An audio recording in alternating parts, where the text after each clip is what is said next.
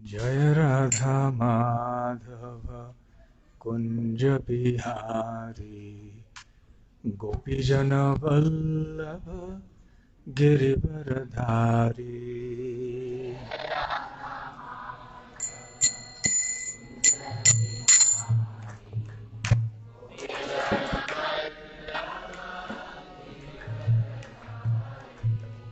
जय राधा माधव कुंज बिहारी गोपीजन वल्लभ गिरिवरधारी।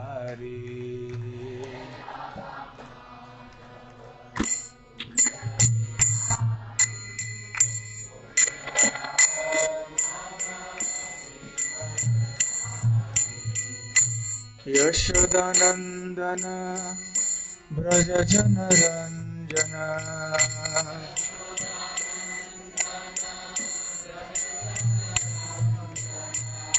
यशोदानंदन व्रज जन रंजन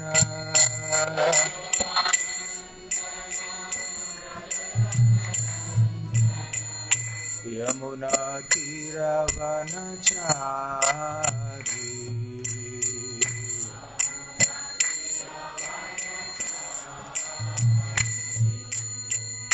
यमुना तीरवनचारी।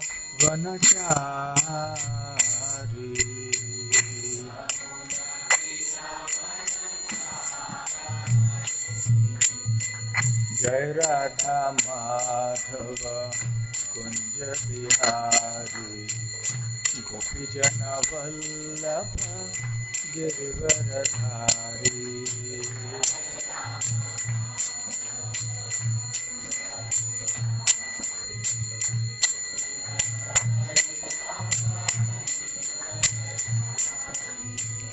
जय राधा माधव कुंज बिहारी गोपीजन वल्लभ गिरिवरधारी।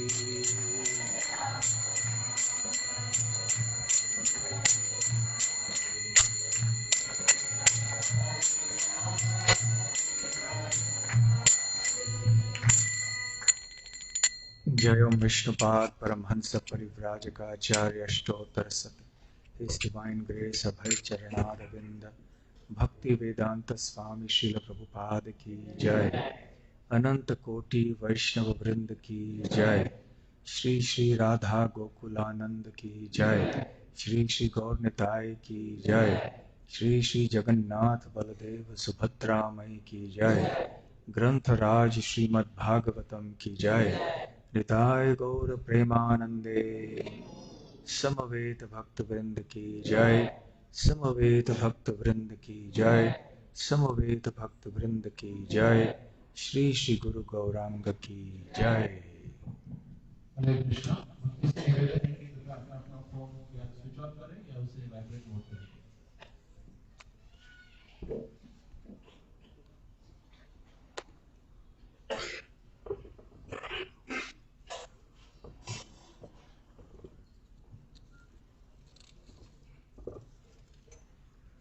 ओम नमो भगवते वासुदेवाय। ओम नमो भगवते वासुदेवाय। ओम नमो भगवते वासुदेवाय। नारायणं नमस्कृत्य नरं चैव नरोत्तमं देवीं सरस्वतीं व्यासं ततो जयमुदीरयेत्। नष्टप्रायेषु भद्रेषु नित्यं भागवत सेवया भगवत्युत्तमश्लोके भक्तिर्भवति नैष्ठिकी। ग्रंथराज श्रीमद् भागवतम 9वां स्कंद 4था अध्याय। दुर्वासा मुनि द्वारा अम्बरीश महाराज का अपमान। श्लोक संख्या 69।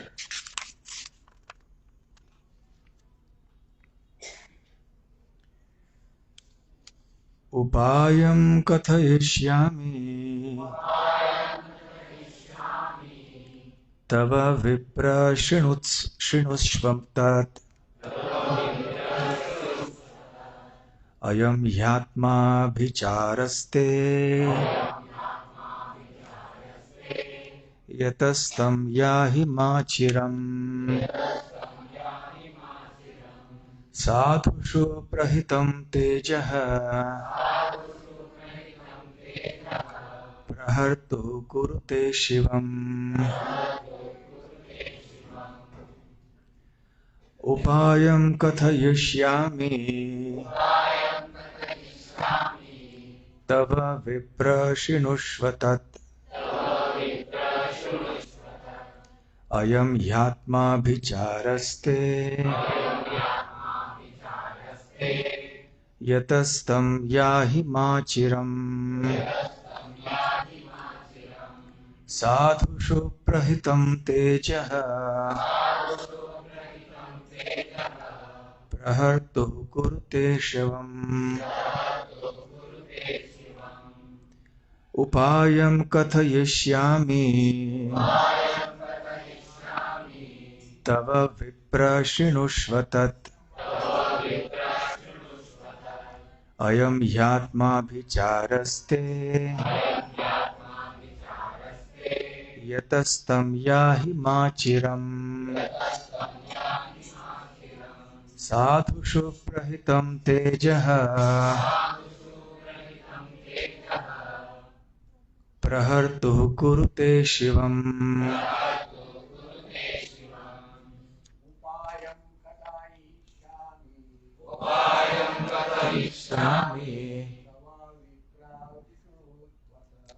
तव विप्र शृणुष्व तत् अयं ह्यात्माभिचारस्ते यतस्तं याहि माचिरम् साधुषु प्रहितं तेजः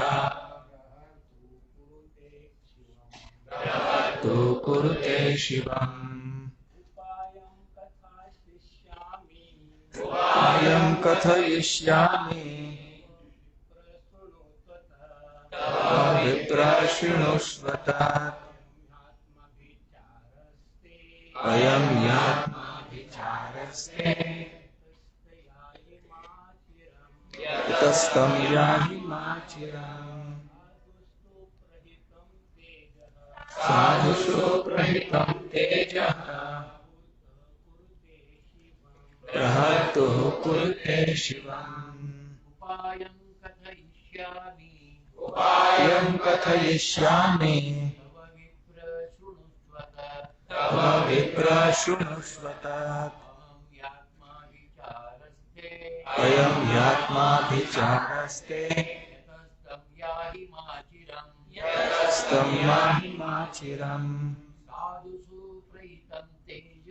साधुषु प्रहितं तेजः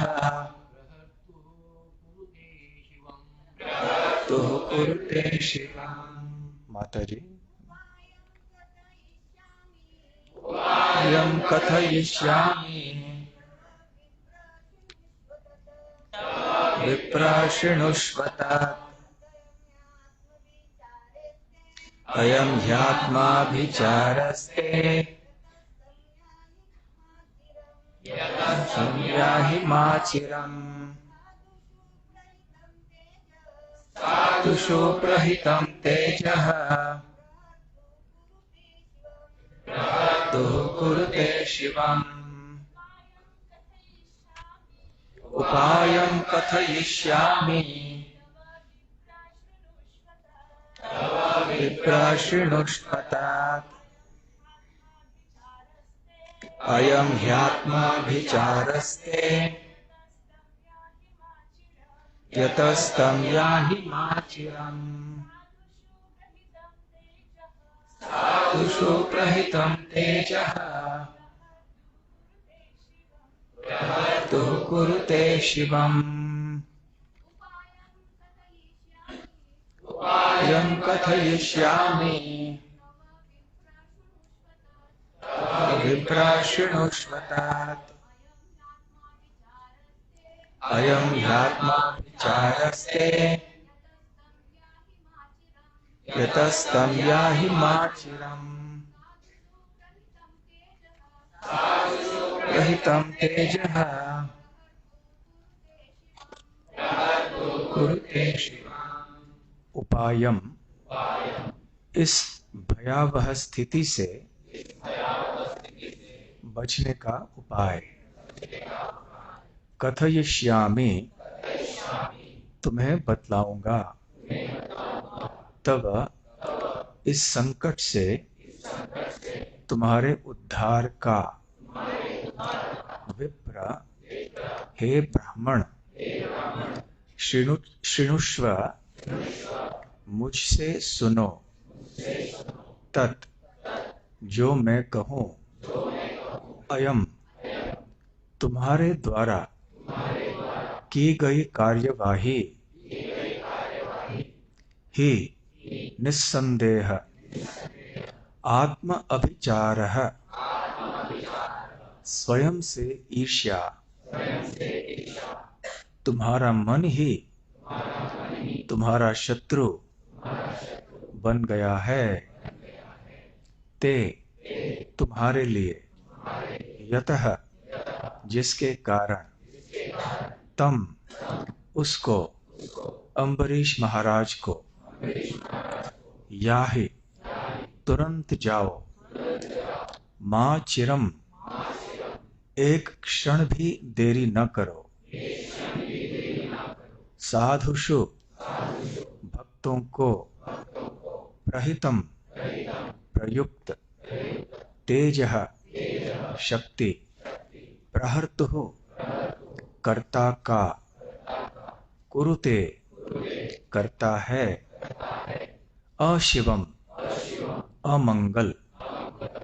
अनुवाद और तात्पर्य श्रीला प्रभुपाद द्वारा। अनुवाद। हे ब्राह्मण, अब मैं तुम्हारी रक्षा के लिए उपदेश देता हूँ। मुझसे सुनो। तुमने महाराज अम्बरीश का अपमान करके आत्मद्वेष से कार्य किया है। अतएव तुम एक क्षण की भी देरी किए बिना तुरंत उनके पास जाओ।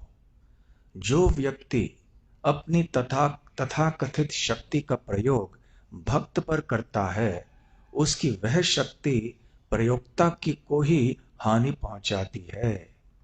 इस प्रकार कर्ता विषयी को हानि पहुंचती है, विषय को नहीं।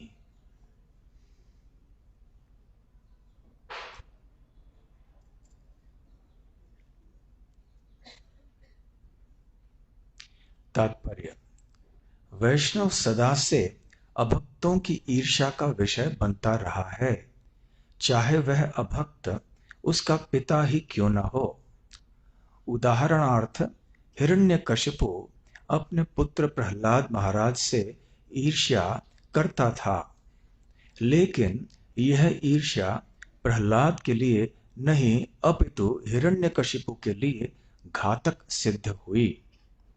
हिरण्यकशिपु ने अपने पुत्र के विरुद्ध जितनी भी कार्यवाहियां की, उन्हें भगवान गंभीरता पूर्वक देखते रहे, और जब हिरण्यकशिपु प्रहलाद को मारने ही वाला था, तो भगवान साक्षात प्रकट हुए और हिरण्यकशिपु को मार डाला। वैष्णव के प्रति ही की गई सेवा धीरे धीरे संचित होती रहती है और भक्त के लिए वही संपत्ति बन जाती है। इसी प्रकार भक्त के विरुद्ध किए गए हानिप्रद कार्यकलाप धीरे धीरे कर्ता के पतन के कारण बनते हैं। दुर्वासा मुनि जैसा महान ब्राह्मण एवं योगी भी घोर संकट में था, क्योंकि उसने शुद्ध भक्त महाराज अम्बरीश के चरण कमलों पर अपराध किया था। अनुवाद को दोहराइए। हे ब्राह्मण, अब मैं तुम्हारी रक्षा के लिए उपदेश देता हूँ। मुझसे सुनो।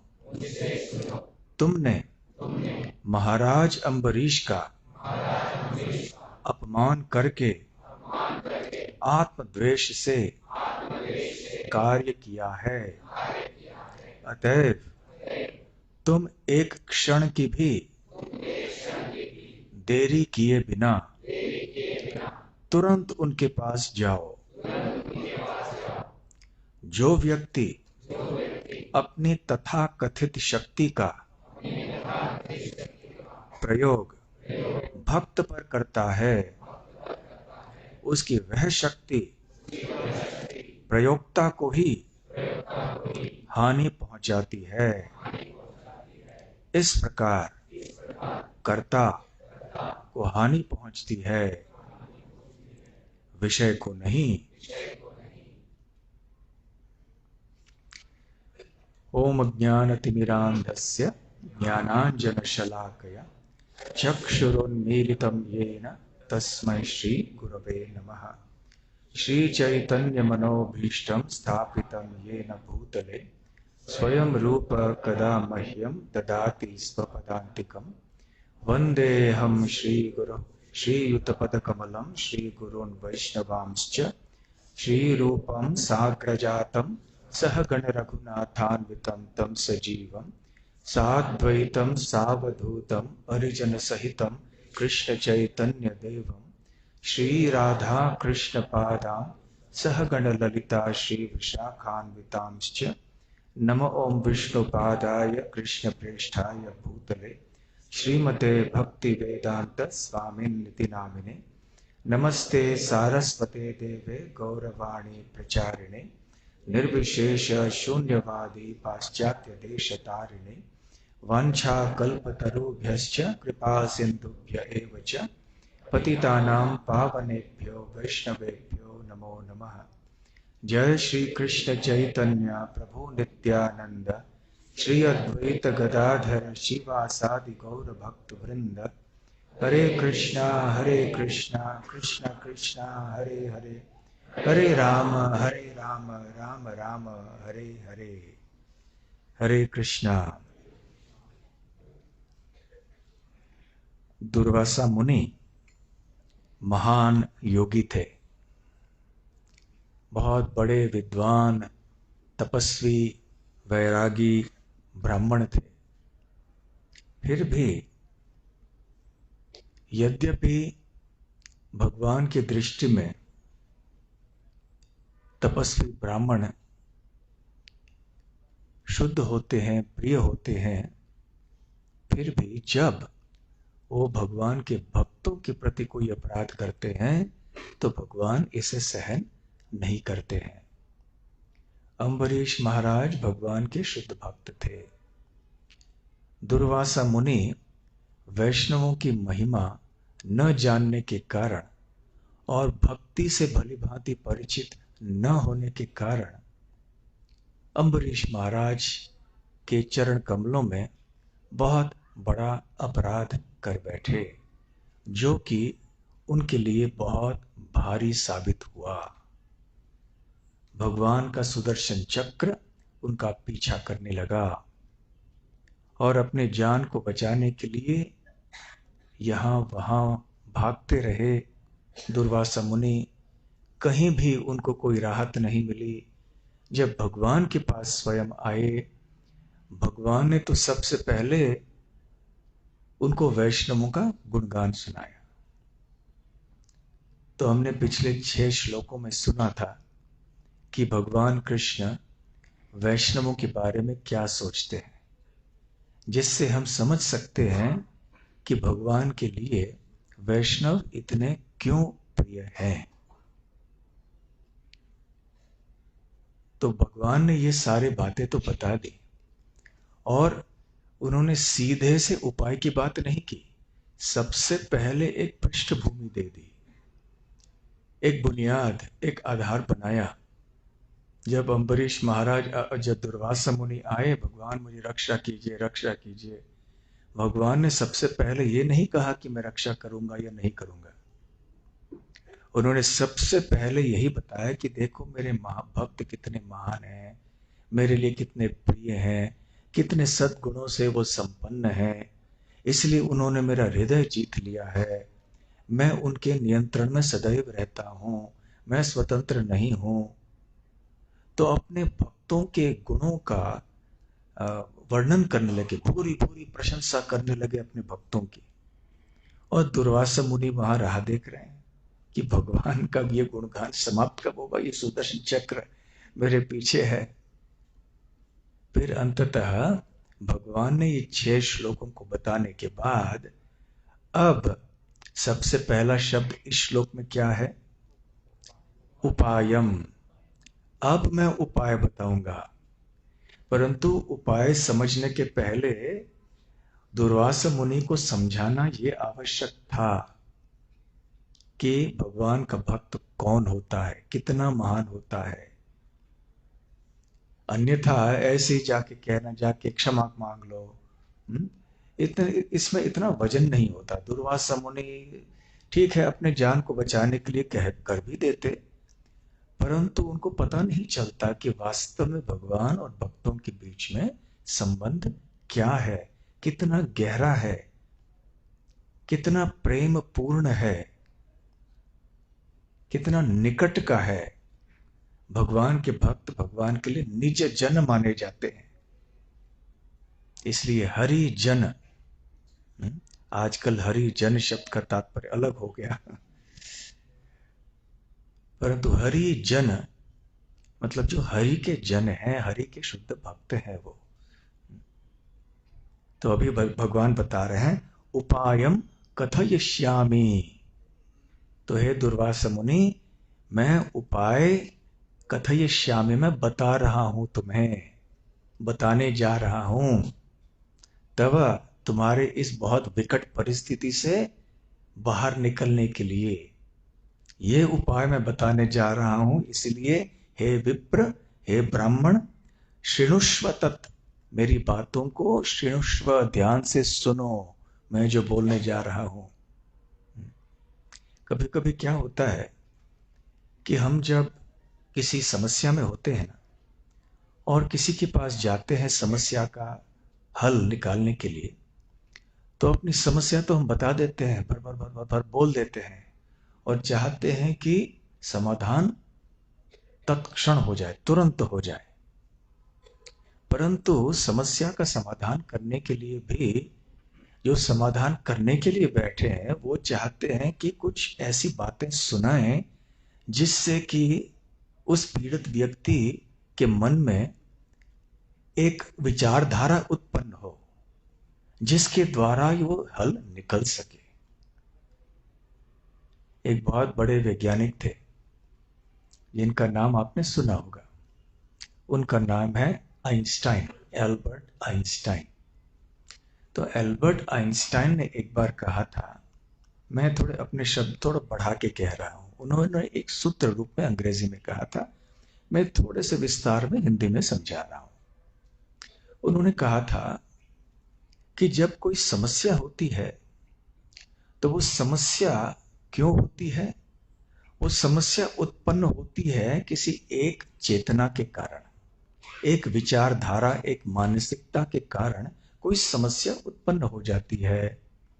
यदि हम उस समस्या का समाधान करना चाहते हैं तो वो जो हल है, वो जो उपाय है, वो एक ऐसे विचारधारा से उत्पन्न होना चाहिए, एक ऐसी मानसिकता से आनी चाहिए जो कि पहले वाले विचारधारा से श्रेष्ठ हो, ऊपर हो, उससे ऊंचा हो।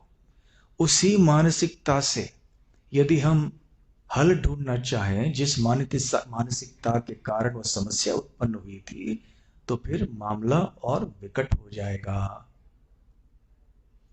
इसलिए जब भी हमारे जीवन में कोई समस्या आती है तो हम तुरंत रजोगुण में या तमोगुण में प्रतिकार करने का प्रयास करते हैं कि कोई कुछ कहता है जो हमको अच्छा नहीं लगता, हमारे विरोध में कुछ कहता है, हमारा अपमान करता है, तो वो जो अपमान करने वाला व्यक्ति है वो एक विचारधारा का व्यक्ति है, कम से कम इस क्षण से तो उस विचारधारा से ग्रस्त है वो। और उस मानसिकता के से ग्रस्त होकर वो कुछ कह दे रहा है, तुम ऐसे हो, तुमने ऐसे किया, कुछ भी भला बुरा बोल दिया। जब हम सुनते हैं तो हमारे मन में भी क्या होता है, इसका समाधान निकलना चाहिए। कैसे? हम भी वो शेर तो हम सवा शेर, तो हम भी दुगना कुछ बोल देंगे उसको। तो तुरंत हमारे मन में ये उपाय सूझता है, उसको हम ऐसे सुना देंगे कि बस अगली बार ऐसे नहीं बोलेगा। है? परंतु वो जो उपाय है वो उसी मानसिकता से उत्पन्न हो रहा है, इसलिए मामला सुलझ नहीं जाएगा, परिस्थिति सुधर नहीं जाएगी और बिगड़ेगी। इसलिए हमें चाहिए कि हम अपनी चेतना को थोड़ा ऊपर उठाएं और सोचें कि भाई ये कुछ भला बुरा कह रहा है हमारे बारे में, अब मैं उसकी तरह क्यों बनूं? मैं भी उसकी तरह नीचे जाकर मैं बद्ध हो जाऊं तो मेरा ही नुकसान होगा। उसका तो होगा सो हो ही रहा है, परंतु मेरा भी हो जाएगा नुकसान। तो मैं इस जटिल परिस्थिति में अटक क्यों जाऊं? फिर याद करना चाहिए हमने भगवत गीता में क्या पढ़ा था, राधा गोकुलानंद मंदिर में आके हमने क्या सुना था। तो फिर हम सोच सकते हैं ठीक है, समाधान निकालेंगे इस बात का, लेकिन थोड़े हल्के से, ध्यान से। जोश से ज्यादा महत्वपूर्ण है होश। तो जोश में उत्तर देना नहीं चाहिए, होश। होश ठिकाने रहेगी, सारे समाधान ठीक हो, सारे समस्याएं ठीक हो जाएंगी। परंतु जब होश नहीं रहता, केवल जोश रहता है, तो क्या होता है, समस्या बढ़ जाती है। हम सब हमारे जीवन में ऐसे परिस्थितियों का अनुभव कर चुके हैं। आप में बताइए कि आप में से कितने भक्तों को अनुभव है कि किसी ने आपको कुछ कहा या आपके प्रति कुछ किया और तुरंत आपने उसी समय कुछ दुगना जवाब दे दिया। ऐसे हाथ ऊपर कीजिए यदि आपके जीवन में ऐसे कभी घटा है तो। स्वाभाविक है, देखिए कितने भक्तों ने ऊपर हाथ किया, अन्यों ने जिन्होंने नहीं किया शायद भूल गए हैं।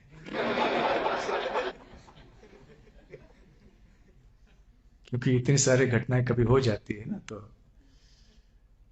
हो जाता है कभी कभी कुछ अचानक से कह देता है, झट करके हम कुछ बोल डालते हैं। रेलगाड़ी में जाते समय कितने सारी चीजें होती है, कोई रास्ते में जा रहे हैं, गाड़ी चला रहे हैं, कुछ भी कर रहे हो, घर में भी शांति से बैठे हैं, वो फोन आ जाते हैं किसी, क्या करें। तो ये संसार ऐसे है। तो इसलिए एक किसी भी समस्या का हल निकालने के लिए, उपाय निकालने के लिए हमें पहले मानसिकता सही बनानी चाहिए, फिर वो समस्या का हल निकल जाएगा। मानसिकता की तैयारी हम नहीं करेंगे, उसका परिवर्तन नहीं करेंगे, तो समस्या का हल नहीं निकलेगा। इसलिए भगवान ने क्या किया, भगवान ने सबसे पहले दुर्वासा मुनि की मानसिकता तैयार कर ली, ये एक बुनियाद बनाई और उनको बताया कि देखो तुम्हें पता है क्या कि तुमने क्या किया है। जैसे एक बच्चा है, एक बच्चा देखता है 500 रुपए का नोट कहीं पड़ा है। अब छोटे बच्चे को क्या मालूम ये 500 रुपए का मूल्य क्या है, वो सोचता है ये छोटा सा कागज है, जैसे दूसरे कागज को लेकर फाड़ता है, इसको भी लेकर फाड़ दिया। अब यदि हम गुस्सा हो जाएंगे, तुमने 500 रुपए का नोट फाड़ दिया, फटाफट हम मारने लगे। हाँ, एक बार अब जब मायापुर में थे, मुझे याद है, हम जा रहे थे, आसपास के लोग आते हैं ना कभी गांव के इधर, वो अपने बच्चे साथ में ले जा रहे थे। बच्चे ने कुछ किया तो ऐसे मारा वहां पे बच्चे को, मैं तो हैरान हो गया। हम लोग 2-4 भक्त थे, जाके उनको ऐसे डांटा फिर हम लोगों ने कि ऐसे मारते हैं क्या बच्चों को, बच्चा तो बच्चा है, वो तो कुछ करेगा। अरे तुम तो बड़े हो, तुम्हारी बुद्धि तो सही है, तुमको उसकी तरह नहीं बर्ताव करना चाहिए, तुम्हारा बर्ताव बच्चे से बुरा है। बच्चे अपने आयु के अनुसार कार्य कर रहा है, तुम्हें तुम्हारे आयु के अनुसार कार्य करना चाहिए। तुम्हारी आयु तो 2-3 साल की नहीं है। तो बच्चा यदि फाड़ देता है उस नोट को, तो सबसे पहले ये नोट वहां रखना नहीं चाहिए था उसके सामने, और उसने फाड़ दिया तो फाड़ दिया, अभी क्या किया जा सकता है। लेकिन बाद में धीरे धीरे से उसको समझाना चाहिए, उसकी मानसिकता भी ठीक करनी चाहिए, उसको ज्ञान देना चाहिए कि देखो ये मूल्यवान है, इसको नहीं फाड़ना चाहिए। तो जब बच्चा उसका उस नोट का मूल्य ही नहीं जानता, ये क्या वस्तु है वास्तव में नहीं जानता, तो फिर वो फाड़ेगा। तो दुर्वासा मुनि बड़े ब्राह्मण थे, विद्वान थे, योगी थे, तपस्वी थे, सब कुछ थे, परंतु जैसे प्रभुपाद जी कहते हैं भक्त नहीं थे। इसलिए भक्त की महिमा की जानकारी नहीं थी। तो भगवान ने सोचा सबसे पहले मुझे उनको ये बताना है कि भक्त कौन होता है, ये पहले जान लो। भक्त कौन है कौन नहीं है, और सच्चा भक्त कौन होता है, उसके लक्षण क्या होते हैं, और वो मेरे लिए अति प्रिय हैं। इसलिए इनके साथ कुछ गड़बड़ नहीं करना चाहिए किसी को। तो भगवान दुर्वासा मुनि के द्वारा सारे दुनिया को चेतावनी दे रहे हैं, खबरदार, वैसे भी इधर उधर अन्यों से करोगे तो उसके परिणाम भी मिल जाएंगे कर्म सिद्धांत के अनुसार। साधारण कर्म सिद्धांत के अनुसार भी हम जब किसी के ऊपर हिंसा करते हैं, कोई अन्याय करते हैं, तो वही हिंसा वही अन्याय हमारे ऊपर लौट के आएगा। जैसे करनी वैसे भरनी। ऐसे तो साधारण भौतिक जीवन में भी होता है, कर्म सिद्धांत लागू होता है। परंतु जब यही चीजें हम भगवान के प्रिय भक्तों के ऊपर करते हैं, तो इसका परिणाम और भी भयंकर होता है। इसलिए भगवान दुर्वासा मुनि को बताना चाहते थे, ये मत सोचिए कि आप बड़े ब्राह्मण हैं, आपने इतनी तपस्या की है, आपने योग सिद्धियां प्राप्त कर ली हैं, इसलिए आप वैष्णव अपराध के परिणामों से मुक्त हो जाएंगे। नहीं, ऐसे नहीं हुआ। शास्त्रों में ऐसे बताया गया है कि बड़े बड़े देवता भी हैं, यदि उन्होंने भी भक्तों के प्रति कोई अपराध किया तो इनका दुष्परिणाम उनको भी प्राप्त होगा। कोई इससे छूट नहीं सकता है। तो उनके द्वारा, दुर्वासा मुनि के द्वारा हम सबको बताना चाहते हैं कि हमें कितना सावधान रहना चाहिए। अभी साधारण दुनिया में भी हम देखते हैं कि सड़क पे जाते जाते कभी दो व्यक्तियों के बीच में झगड़ा हो जाता है, ठीक है, तू में हो जाता है। लेकिन एक आदमी का झगड़ा दूसरे आदमी से हो जाता है जो किसी बड़े आदमी का बेटा है, मंत्री है, राष्ट्रपति का बेटा है, तो फिर उसको पता जा रही मैंने क्या कर दिया, अब तो अभी कठिनाई होने वाली है मुझे। तो उसी प्रकार से भक्त के प्रति कुछ करने के पहले हमें सोचना चाहिए, यार ये तो बहुत बड़े आदमी के बच्चे हैं। सबसे बड़े आदमी कौन है? सबसे बड़े आदमी भगवान। इसलिए हमें बहुत सावधानी से रहना चाहिए। तो फिर बता के अब मानसिकता तैयार हो गई दुर्वासा मुनि की, उनको ज्ञान भी दे दिया और थोड़ा अनुभव भी हल्का सा उनको दे दिया। सुदर्शन चक्र ने आक्रमण नहीं किया, प्रहार नहीं किया। यदि सुदर्शन चक्र चाहते तो प्रहार करके दुर्वासा मुनि का शरीर नष्ट भी कर सकते थे। जानबूझकर अपनी गति को उतना ही बनाया जितना कि दुर्वासा मुनि की पीठ के निकट। जिस गति से दुर्वासा मुनि दौड़ रहे थे, उतने ही गति से पीछे सुदर्शन चक्र जा रहे थे। सुदर्शन चक्र चाहते तो अपनी गति और बहुत बढ़ा के संहार कर सकते थे, नष्ट कर सकते थे दुर्वासा मुनि के शरीर को, परंतु उनको केवल तैयारी करनी थी। इस अवस्था में दुर्वासा मुनि को लाना था कि आगे जाके वो अंततः भगवान के शरण में आ जाएं और उनको अच्छा उपदेश अंत में मिल जाए। तो अभी भगवान कहते हैं, उपायम कथयिष्यामि तव विप्र शृणुष्व तत्। अब मैं तुम्हें उपाय बता रहा हूं, हे दुर्वासा मुनि, ध्यान से सुनो। अयम, ये जो तुमने कार्य किया, कौन सा कार्य किया?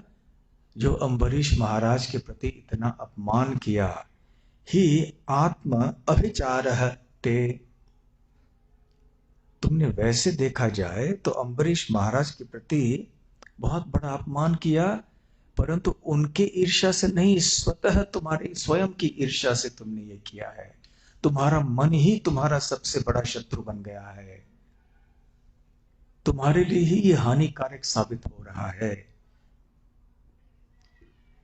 अयम ही आत्म अभिचारः ते यतस्तम, इसलिए तुम्हें क्या करना चाहिए? या ही मां चिरम, इसलिए या ही मतलब जाओ उनके पास। मां चिरम, चिरम मतलब आराम से, देर से, लंबे समय के बाद, और मां मतलब नहीं, लंबे समय के बाद नहीं जाना। तो भगवान कहना चाहते हैं कि तुरंत जाओ। प्रभुपाद जी तात्पर्य कर रहे हैं, कह रहे हैं यहां पर, एक क्षण की प्रतीक्षा भी नहीं करना, तुरंत उनके पास चले जाना, अम्बरीश महाराज के पास, और क्षमा याचना करना। वही मात्र तुम्हें क्षमा कर सकते हैं। क्षमा करने की पात्रता मुझ में भी नहीं है। मेरे प्रति अपराध किया होता प्रत्यक्ष, मैं क्षमा कर देता हूं, परंतु तुमने मेरे भक्त के प्रति अपराध किया है, इसलिए तुम्हें क्षमा करने की शक्ति मुझ में नहीं है। तो उन्हीं के पास चले जाओ। और फिर वो कहते हैं,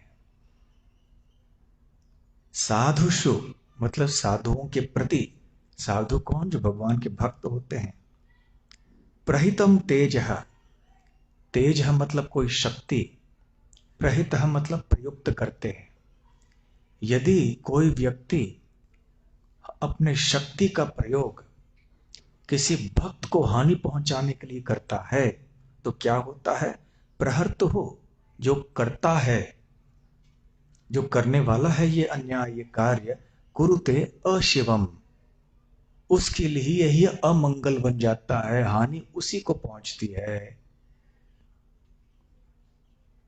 अपने ही पैरों पे कुल्हाड़ी मारने की तरह हो गया ये। तो ये बहुत महत्वपूर्ण बात यहां बताते हैं भगवान।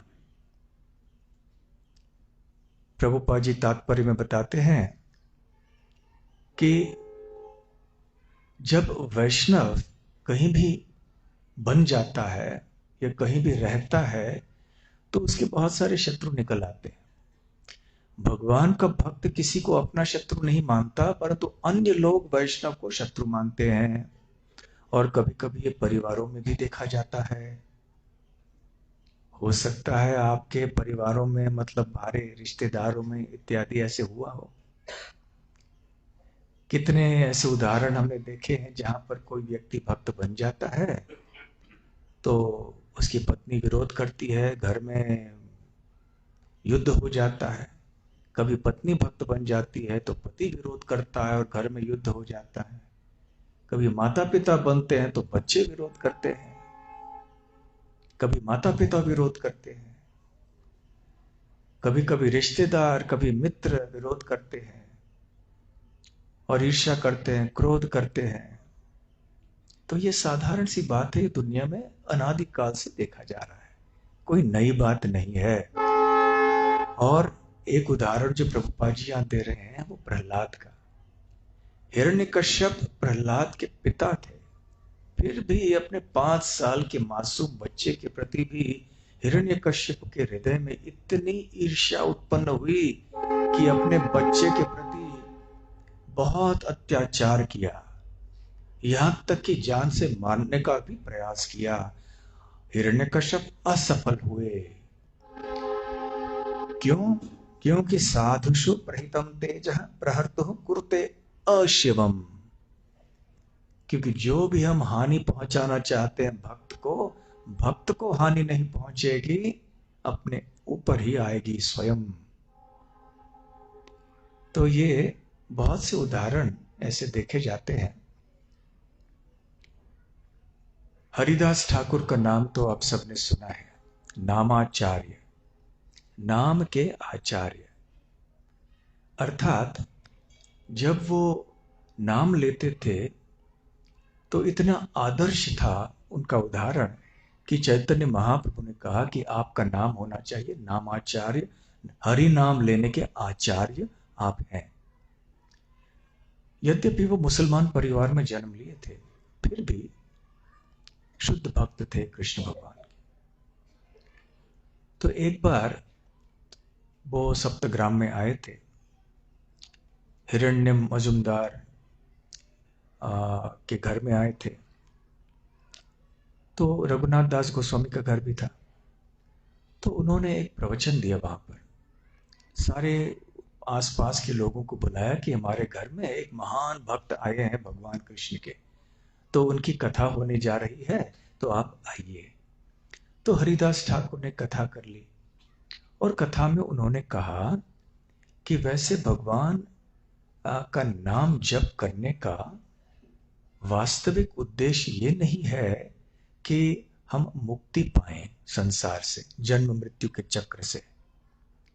ये तो एक आनुषंगिक एक परिणाम है, मतलब ये अपने आप हो जाता है। जब कोई व्यक्ति भगवान का नाम लेता है तो अपने आप ये सारे पाप नष्ट हो जाते हैं, उसको मुक्ति भी मिल जाती है।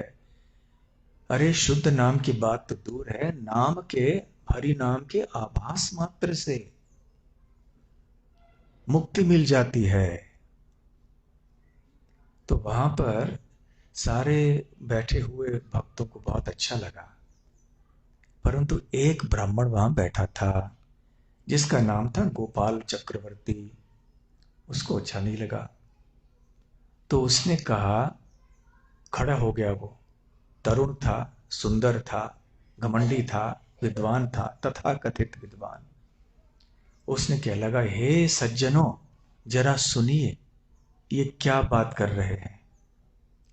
हम जानते हैं कि अनेक जन्मों की तपस्या के बाद भी विरला ही किसी ऐसे व्यक्ति को जन्म मृत्यु के चक्र से मोक्ष मिल जाता है, परंतु ये सज्जन कह रहे हैं कि हरि नाम लेने के आभास मात्र से मुक्ति मिल जाएगी।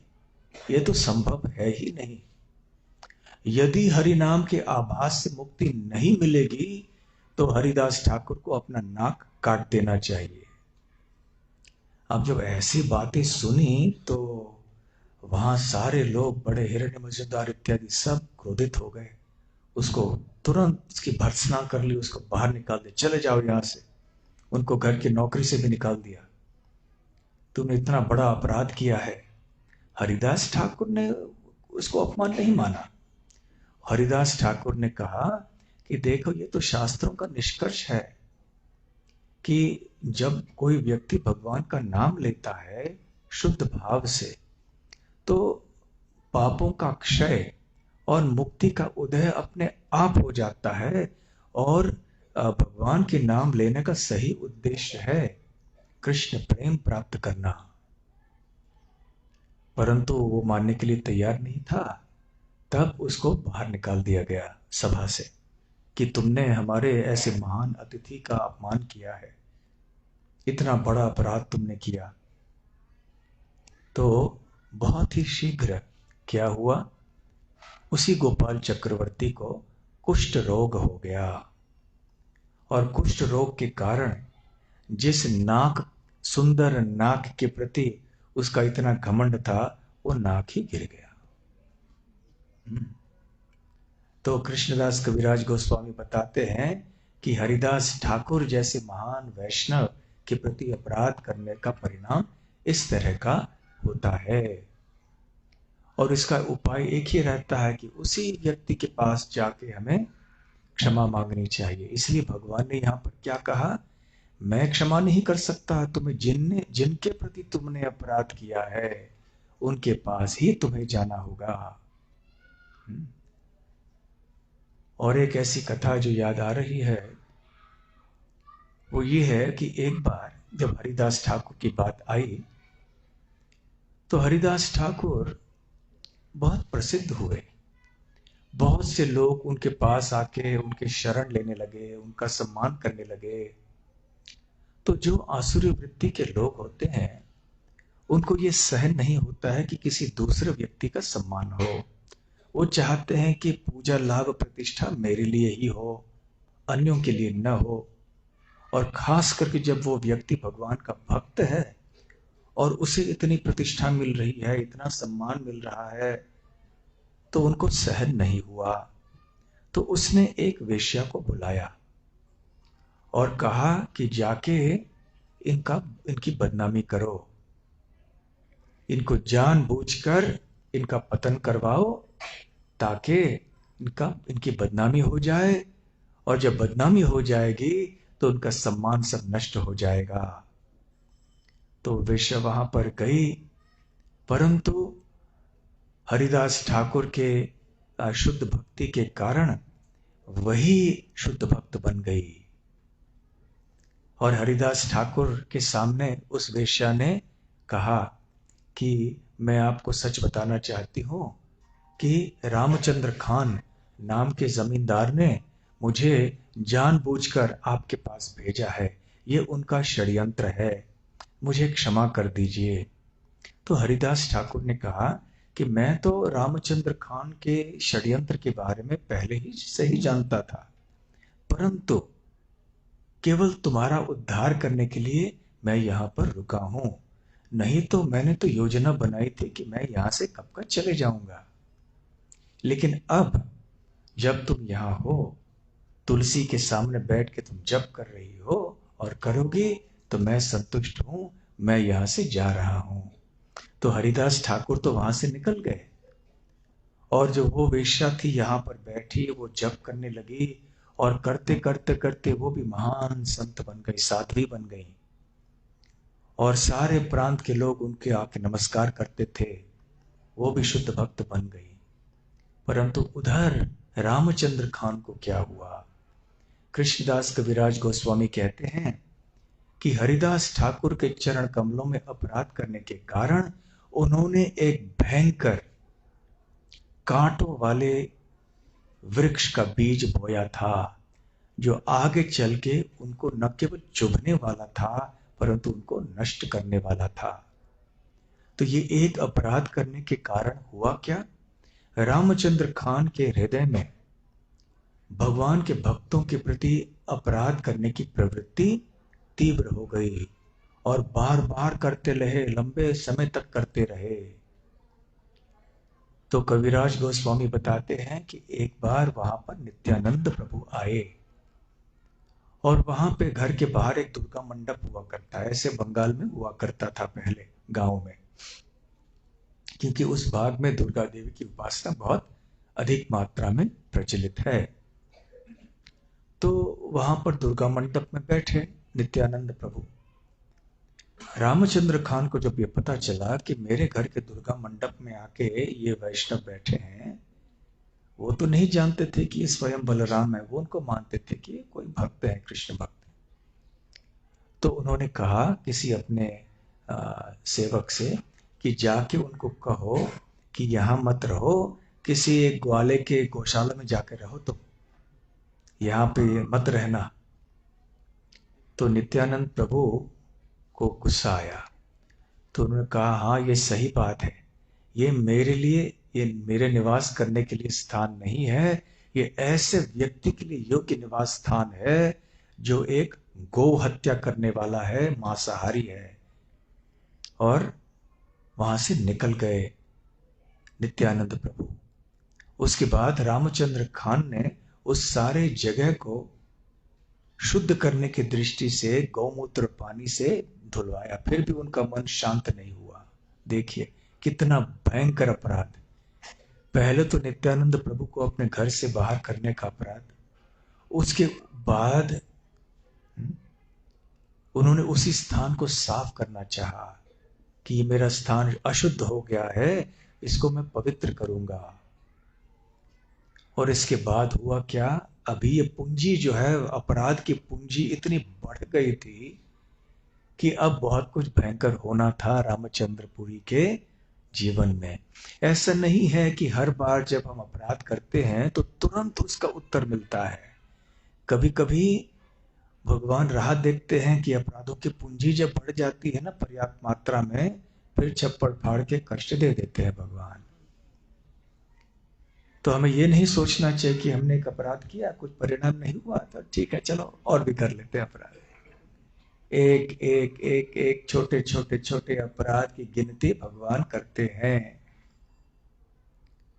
और फिर क्या हुआ, ये जो जमींदार था रामचंद्र खान, वो टैक्स या कर बचाता था, चोरी करता था कर का।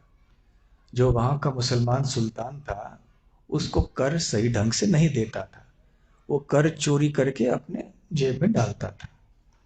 तो वो सुल्तान का प्रतिनिधि वहां आया, जो भी स्वयं वो भी मुसलमान था।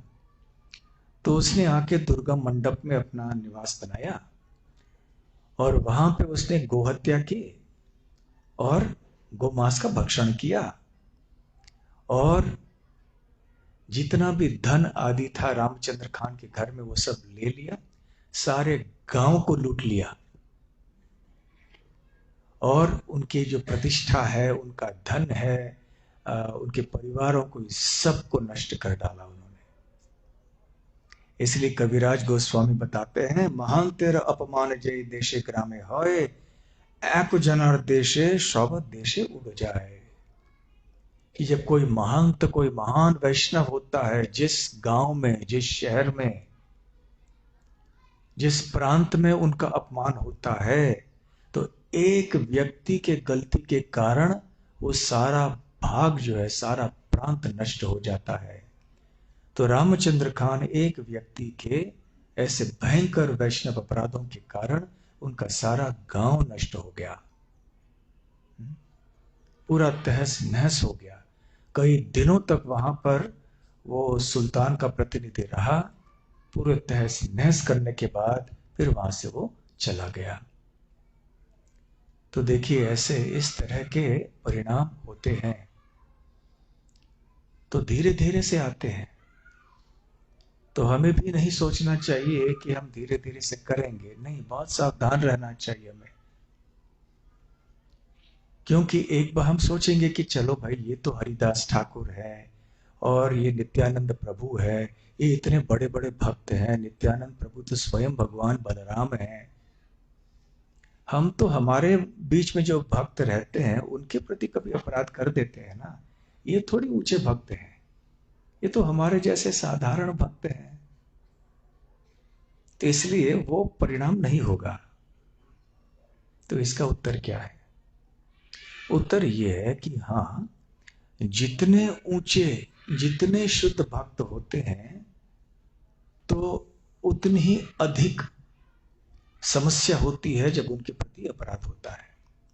फिर भी हमें ये नहीं समझना चाहिए कि कोई नया भक्त है इसलिए कोई परिणाम नहीं होगा, अवश्य होगा। और दूसरी बात यह है कि एक बार हमने अपराध करना शुरू कर दिया, तो रामचंद्र खान के हृदय में जैसे हुआ वैसे हमारे साथ भी हो सकता है। एक अपराध करने की प्रवृत्ति बन जाएगी, एक आदत बन जाएगी, फिर स्वाभाविक रूप से मुंह से निकल ही जाएगा कुछ न कुछ अन्य भक्तों के प्रति भला बुरा कहने की आदत बन जाएगी। तो ये आदत बहुत बुरी आदत है। अन्य बहुत सारी बुरी आदतें हो सकती हैं, परंतु ये आदत सबसे भयंकर है। भले अन्य आदतों से ग्रस्त हम हो, हरिनाम आदि से हम मुक्त हो सकते हैं उनसे, परंतु वैष्णव अपराध करने की आदत यदि पड़ जाए हमें, तो इसका परिणाम बहुत भयंकर होता है। इसलिए हमें बहुत बच के रहना चाहिए भक्तों के समाज में। कलयुग में विशेष करके लोग बहुत हल्के से अपने जबान का प्रयोग करते हैं, बस झटपट झटपट किसी के बारे में कुछ भी कह देते हैं, बिना कोई प्रमाण के, बिना कोई सबूत के, बिना कोई, और सबूत हो भी फिर भी बस इधर उधर कुछ कह देते हैं। तो बाहर की दुनिया में भी ऐसे चल रहा है। आप समाचार पत्र खोलिए, मत खोलिए अच्छा है, लेकिन फिर भी खोले भी तो सब जगह एक कोई दूसरे की निंदा करता है, दूसरा तीसरे की निंदा करता है। ये सारे जगत में लोग निंदा में पड़े हुए, निंदा के सागर में पड़े हुए हैं। इसलिए आदत से, एक प्रवृत्ति जो है, उससे हमें बहुत सावधान रहना चाहिए। फिर हमें पता ही नहीं चलेगा कि कैसे हमारे मुंह से निकल गया।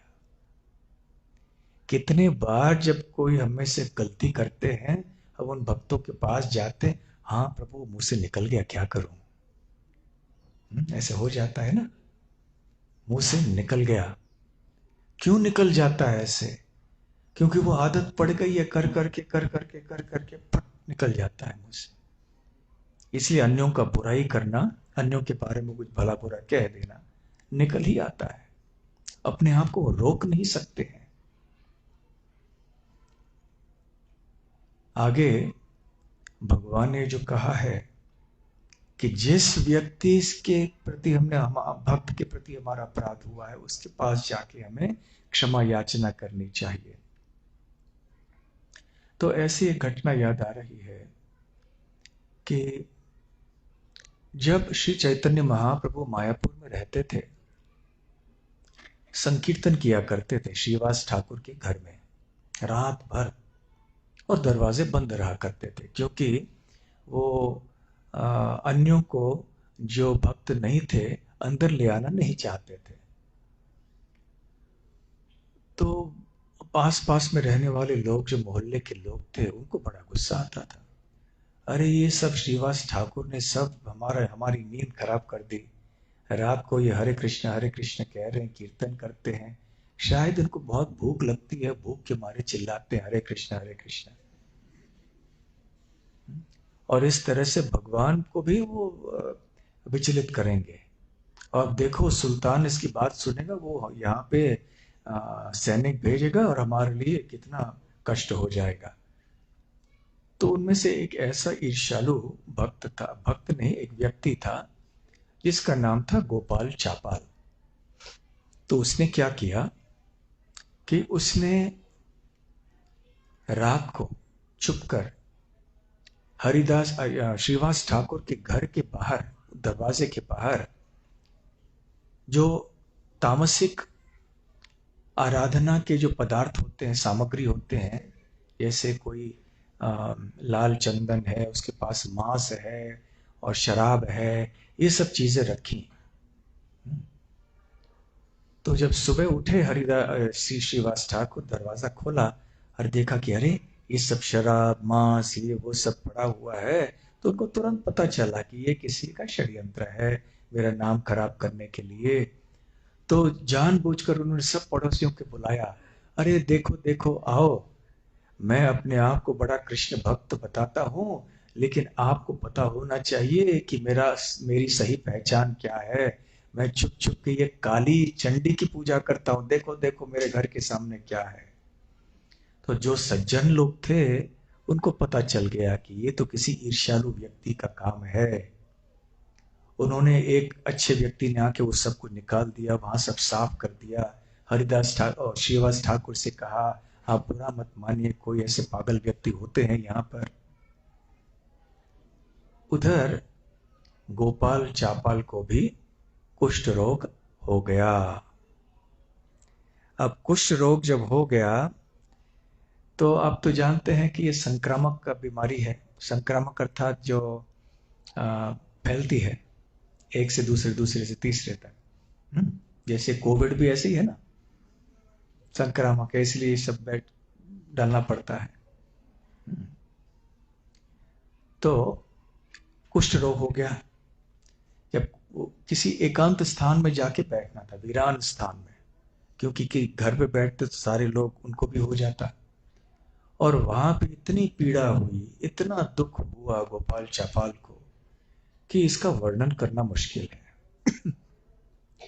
और फिर वहां बहुत पछताने लगा कि अरे रे मैंने क्या किया, श्रीवास ठाकुर जैसे भक्त के प्रति मैंने अपराध किया और इसका परिणाम ये मुझे भुगतना पड़ रहा है। तो एक बार चैतन्य महाप्रभु वहां उनके घर स्थान से जा रहे थे, तो गोपाल चापाल ने जोर से उनको पूछा कि कृपया मुझे क्षमा कर दीजिए, बहुत बड़ा अपराध मेरे प्रति हो गया। तो उस समय चैतन्य महाप्रभु निमाई पंडित के नाम से जाने जाते थे, संन्यास नहीं लिया था उन्होंने उस समय तक। तो उन्होंने कहा जो व्यक्ति ऐसे महान कृष्ण भक्तों के चरण कमलों में अपराध करते हैं उनको 1 कोटि जन्म तक नारकीय दुख झेलने पड़ेंगे, इसके लिए और कोई उपाय नहीं है। तो महाप्रभु ने उनको ठुकरा दिया और वो आगे चलते गए। फिर अनेक वर्षों बाद जब महाप्रभु ने सन्यास लिया था, सन्यास लेने के बाद एक बार फिर वहां पर आए थे वो, तो उस समय फिर से गोपाल चापाल ने उनको देखा। संकीर्तन वहां से भक्त करते हुए जा रहे थे, तो गोपाल चापाल ने आके जब क्षमा याचना की तो चैतन्य महाप्रभु ने कहा कि ठीक है, देखो तुम श्रीवास ठाकुर के पास जाओ, उनके चरण कमलों में जाके जब तक क्षमा याचना नहीं करोगे तब तक तुम्हारी समस्या से तुम मुक्त नहीं हो जाओगे।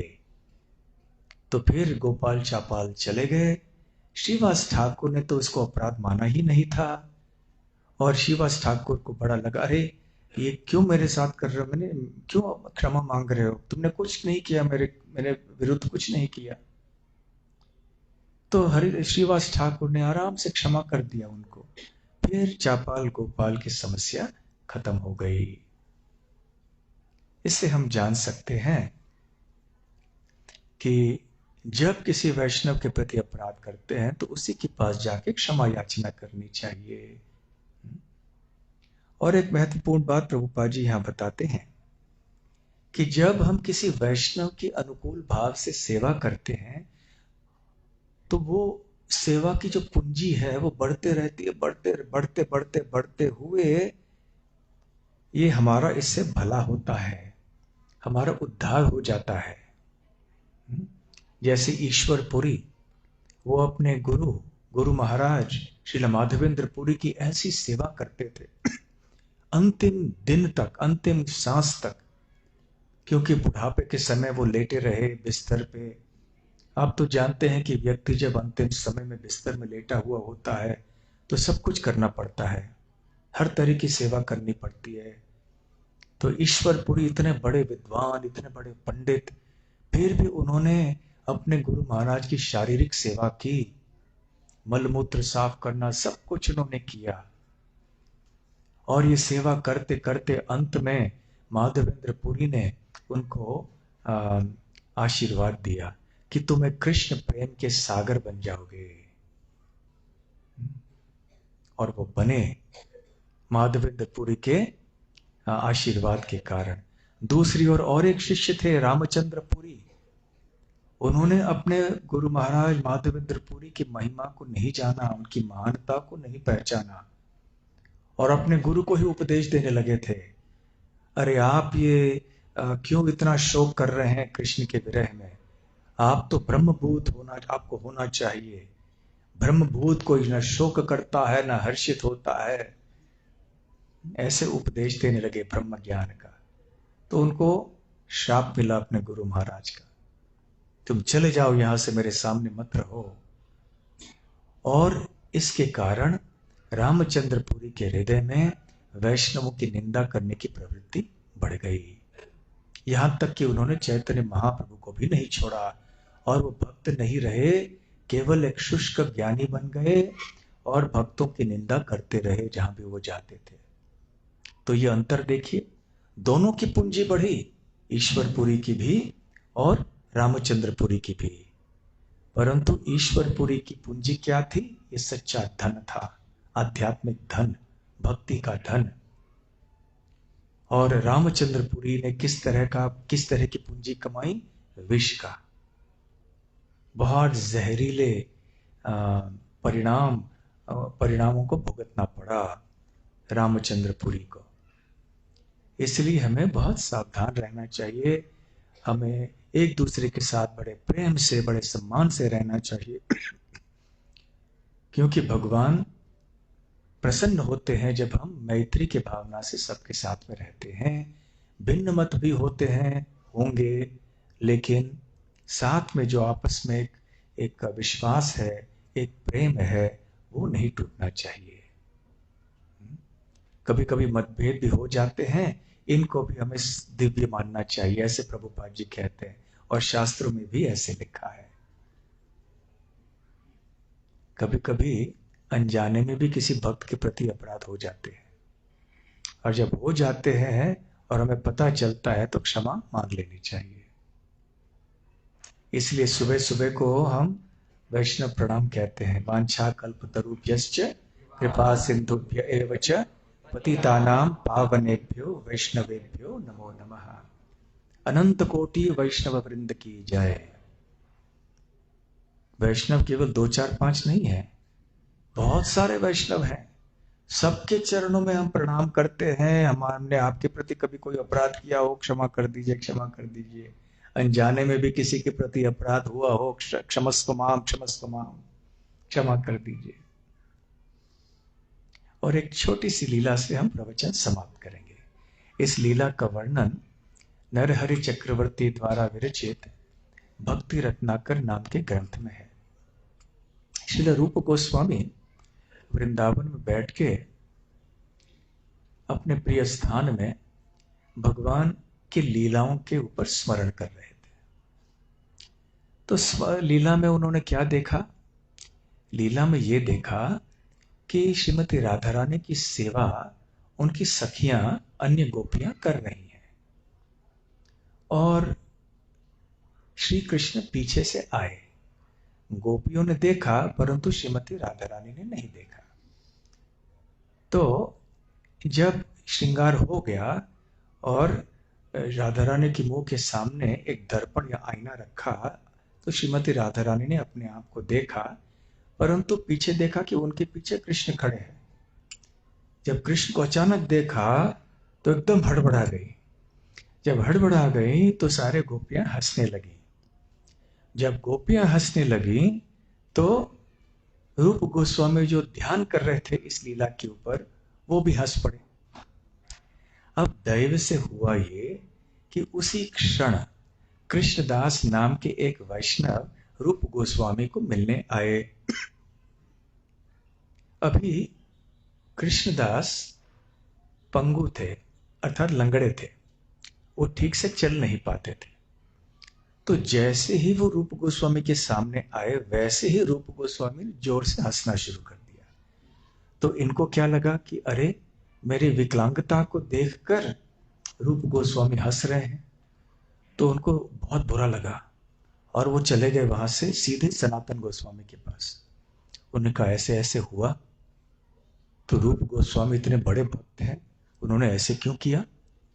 तो सनातन गोस्वामी ने कहा नहीं नहीं, रूप जो है वो ऐसे अपराध कर ही नहीं सकते। वो ध्यान में बैठे थे और ध्यान में कोई भगवान की लीला ऐसी देखी, इसलिए वो हंस पड़े, वो आपके ऊपर नहीं हंस रहे थे। अच्छा ऐसे है? अरे रे, तो मैंने कितना बड़ा अपराध किया उनके प्रति ऐसा गलत मैंने समझ लिया। तो वो तो बहुत पश्चाताप कर रहे थे, अरे रे क्या हो गया।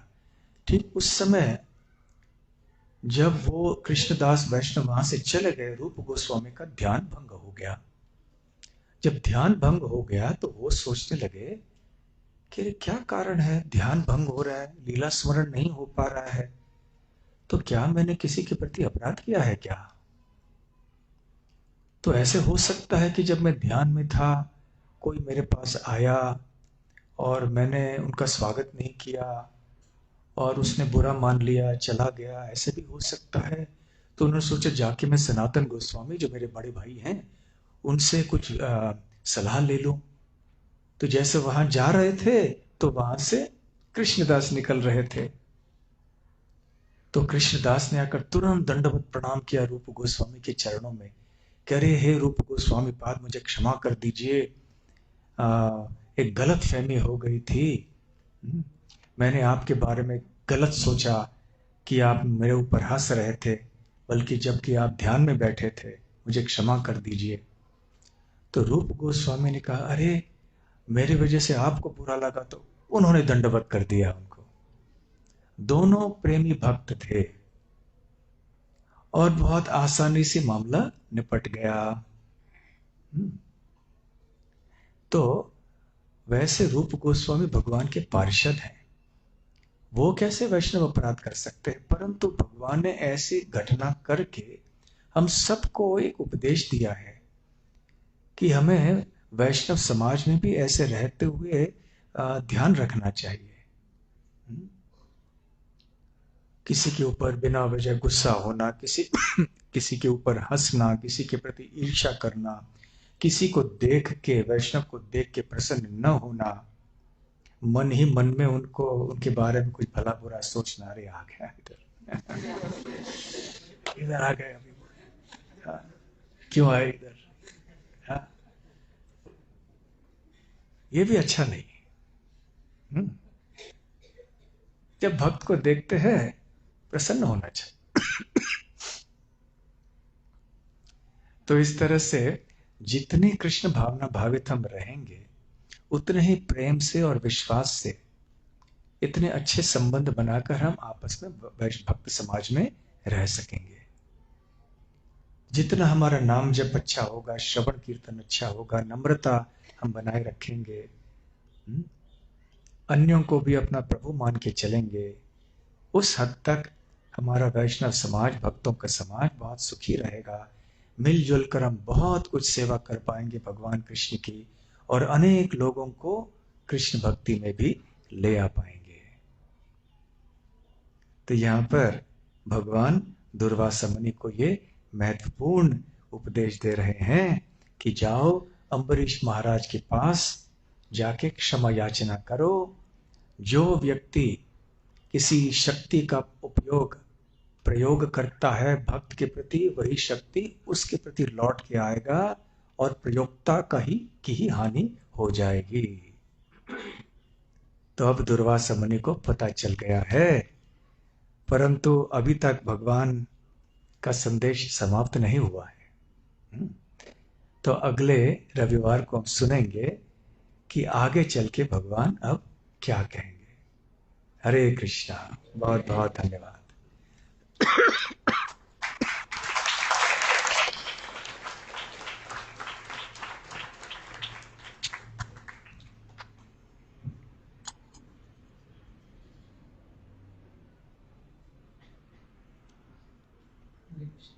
हरे कृष्ण। महाराज जी, माना कि भक्तों को देखकर प्रसन्न होना चाहिए, होना भी चाहिए, लेकिन कई बार ऐसे आदत होती है कि कोई आता है, भक्ति कर रहा है, लेकिन बहुत समय खराब करता है या इरिटेटिंग नेचर का होता है, और उसका स्वभाव है कि कुछ ऐसी बातें करते हैं, तो बहुत दुविधा हो जाती है कि क्या क्या करते हैं, उसे कैसे होता है। और कई बार को जाके कुछ भला बुरा कहने लगते हैं, तो हमें थोड़े दक्षता से इस तरह से बात करना चाहिए कि उन्हें भी बुरा नहीं लगे और हम जो महत्वपूर्ण सेवा कर रहे हैं वो भी हम कर पाए, हमारा समय भी खराब नहीं होगा। इसलिए भक्त को चाहिए कि वो बहुत बुद्धिमान हो व्यवहार में भी, केवल हमारे भागवत में नहीं, पढ़ने में इत्यादि, परंतु व्यवहार में भी कैसे अन्यों के साथ में रहना चाहिए, कैसे बात करनी चाहिए, ये सब भी, इन बातों में भी हमें थोड़ा दक्ष हो जाना चाहिए कि कैसे उनको समझाएं कि हम थोड़े व्यस्त हैं, हम बाद में कुछ बात कर लेंगे। तो इस तरह से समझा के उनको भेजना चाहिए। ठीक है? हाँ, माइक। हाँ,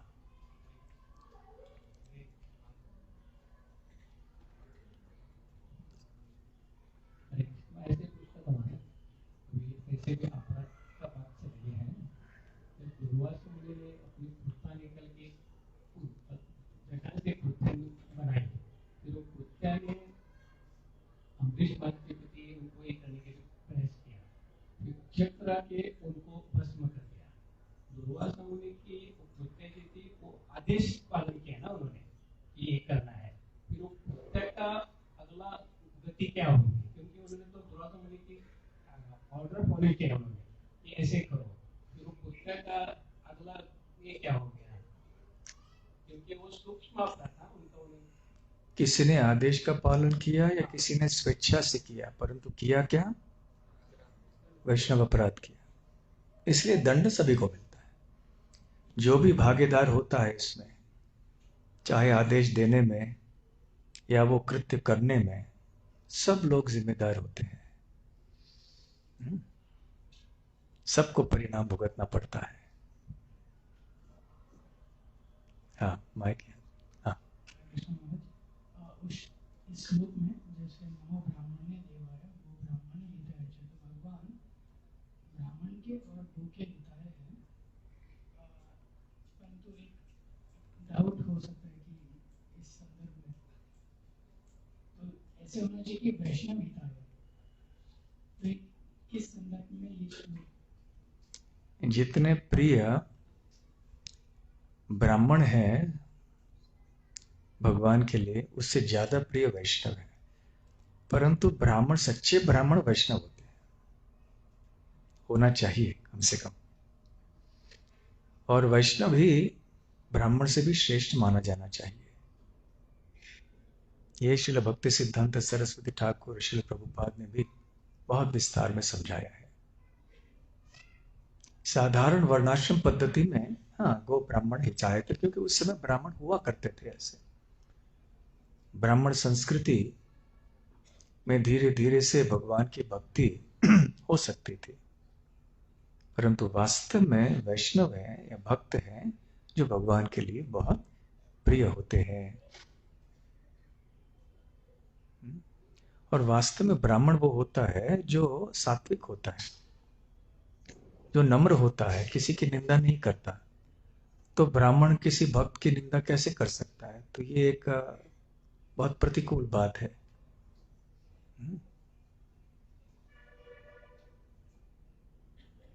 ठीक, हाँ, अंतिम प्रश्न।